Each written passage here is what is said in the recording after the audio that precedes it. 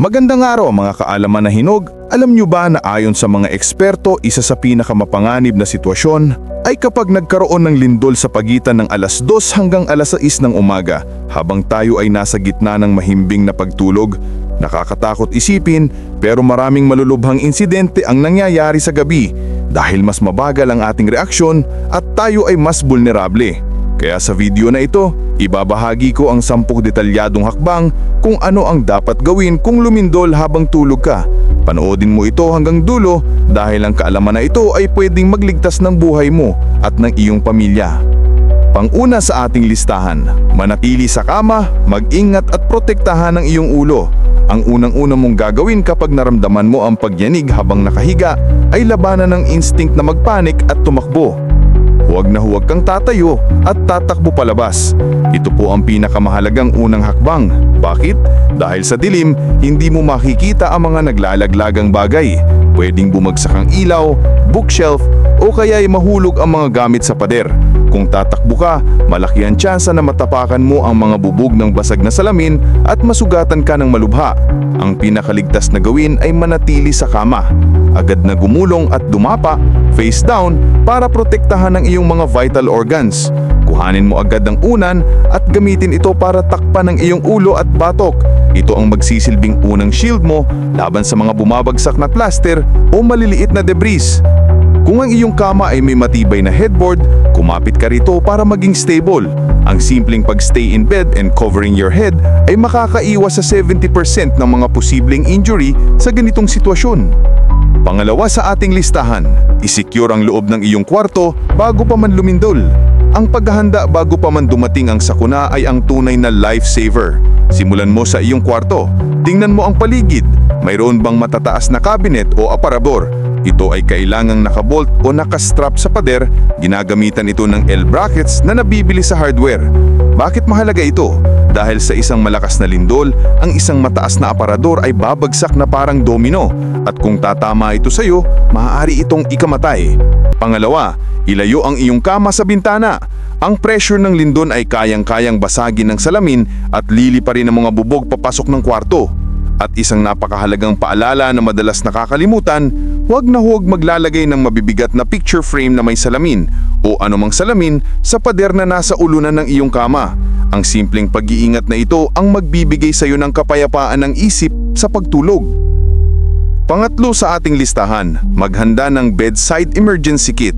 Hindi ito yung malaki at umpletong go bag, kundi isang maliit na pouch o bag na abot kamay mo lang mula sa kama. Pwede mo itong ilagay sa iyong bedside table o sa ilalim ng kama.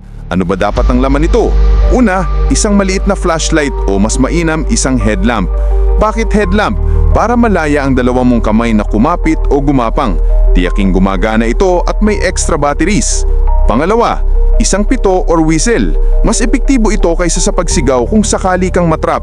Ang pagsigaw ay nakakapagod at nakakaubos ng lakas, pero ang pito ay kayang magawa ng malakas na tunog na abot ng malayo. Pangatlo, isang pares ng shooters na matibay at sarado ang dulo o isang makapal na tsinelas. Huwag aasa sa manipis na tsinelas. Kailangan mo ng proteksyon sa paa laban sa bubog, pako at debris. At panghuli, isang pares ng heavy-duty na guwantes. Kung kailangan mong gumapang o alisin ang mga nakahaharang, ito ang poprotekta sa iyong mga kamay. Baka naman po, total wala namang kinikita ang channel namin. Baka kahit sa pag-like lang po dito sa video at subscribe. Okay na po. Maraming salamat po. Pang-apat sa ating listahan, alamin ang pinakamatibay na parte ng iyong bahay. Pagkatapos ng isang malakas na pagyanig, kung kailangan mong lumipat ng pwesto, saan ka dapat pumunta? Bago pa man ang lindol, maglakad-lakad kayo sa bahay at tukuyin ang mga safe spots. Kadalasan, ang mga ito ay sa ilalim ng matibay na kasangkapan, tulad ng isang matibay na dining table o study desk. Ang ilalim ng mga ito ay nagbibigay ng space na pwedeng magligtas sa iyo kung gumuhi ang kisame.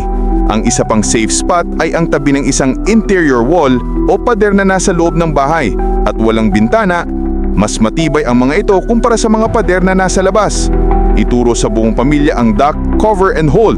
Dumapa, magtago sa ilalim ng matibay na bagay at kumapit ng mahigpit. Ugaliing iwasan ang mga lugar na malapit sa bintana, salamin at mabibigat na gamit na pwedeng bumagsak. Panglima sa ating listahan, pagkatapos ng lindol maging mahinam at suriin ang sarili. Kapag tuluyan ang huminto ang pagyanig, huwag agad tatayo. Manatili sa iyong protected na posisyon ng ilang sandali at huminga ng malalim. Pakalmahin mo ang sarili mo. Ang adrenaline ay maaaring magtago ng sakit mula sa mga posibleng sugat. Sa dilim, maingat mong kapain ang iyong katawan mula ulo hanggang paa. May masakit ba? May nararamdaman ka bang basa na maaaring dugo? Subukang igalaw ang iyong mga daliri sa kamay at paa. Kung sa tingin mo ay ligtas kang kumilos, ngayon mo gamitin ang flashlight mula sa iyong bedside kit. Tumingin ka sa paligid. Bago tawagin ng ibang miyembro ng pamilya, suriin mo muna ang sarili mong kalagayan. Hindi ka makakatulong sa iba kung ikaw mismo ay may malubhang injury. Pang-anim, mag-ingat sa mga aftershocks. Dapat mong itatak sa iyong isipan na ang paghinto ng unang malakas na pagyanig ay hindi nangangahulugang tapos na ang panganib. Ang mga aftershocks ay mga kasunod na pagyanig na pwedeng mangyari ilang minuto, oras o kaya'y ilang araw pagkatapos ng main quake. Kahit na mas mahina ang mga ito, kaya pa rin nilang pabagsakin ang mga estrukturang pinahina na ng unang lindol. Kaya huwag maging kumpiyansa, manatiling alerto at handa na gawin muli ang duck, cover and hold anumang oras. Ang pagiging handa sa mga aftershocks ay kasing halaga ng pagiging handa sa mismong lindol. Pangpito sa ating listahan, mag-ingat na lumabas at suriin ang kapaligiran. Kapag desidido ka ng lumabas ng kwarto, gawin ito ng may dobleng pag-ingat. Una, kapain mo ang pinto at doorknob. Mainit ba ito? Kung iyo, maaaring may sunog sa kabilang kwarto. Huwag itong buksan at humanap ng ibang daan. Kung hindi naman, buksan ito ng dahan-dahan. Baka may mga gamit na bumagsak at nakaharang dito. Gamitin mo ang iyong flashlight at itutok ito sa itaas o kisame. Sa iyong daraanan, sahig at sa mga pader, may bitak ba? May nakalalay bang kable ng kuryente? At isang napakahalagang paalala na madalas nakakalimutan, huwag na huwag maglalagay ng mabibigat na picture frame na may salamin o anumang salamin sa pader na nasa ulunan ng iyong kama. Ang simpleng pag-iingat na ito ang magbibigay sa iyo ng kapayapaan ng isip sa pagtulog. Pangwalo sa ating listahan, kunin ang inyong family go bag. Kapag nasuri mo na ang kapaligiran at ligtas namang lumabas, oras na para kunin ang inyong family go bag. Ito ang nakalagay sa lugar na madaling puntahan at malapit sa exit door. Ito ang inyong kumpletong survival kit. Ano dapat ang laman nito? Bukod sa pagkain, tubig at first aid kit, siguraduhin mayroon itong kopya ng mahahalagang dokumento tulad ng birth certificate at titulo ng lupa na nakalagay sa waterproof na lalagyan. Maglagay din ng cash dahil tiyak na hindi gagana ang ATM. Mahalaga rin ang basic hygiene items, ekstrang damit, power bank at isang maliit na debateryang medyo. I-customize ninyo ang laman nito ayon sa pangangailangan ng pamilya, halimbawa, gatas at TV para sa sanggol o maintenance na gamot para sa mga lolo at lola. Pangsyam sa ating listahan, pumunta sa inyong napagkaisuhang na evacuation area. Ang paghahanda ay hindi lang sa loob ng bahay. Bilang isang pamilya, dapat ay may napag-usapan na kayong meeting place sa labas ng inyong bahay. Pumili ng isang bukas na lugar na malayo sa mga gusali, poste ng kuryente, pader at mga puno na pwedeng bumagsak. Ang isang malapit na parke, basketball court o open field ay magandang pagpipilian. Bakit ito mahalaga? Dahil sa kalituhan at pagmamadaling lumabas, posibleng magkahiwa-hiwalay kayo. Kung meron kayong designated meeting point, alam ng bawat isa kung saan pupunta at maghahanapan. Tiyaking na alam nito ng lahat ng miyembro ng pamilya, pati na rin ng mga kasambahay. At ang pangsampu sa ating listahan, manatiling impormado gamit ang bateryang radyo. Pagkatapos ng isang malakas na lindol, asahan na mawawalan ng kuryente.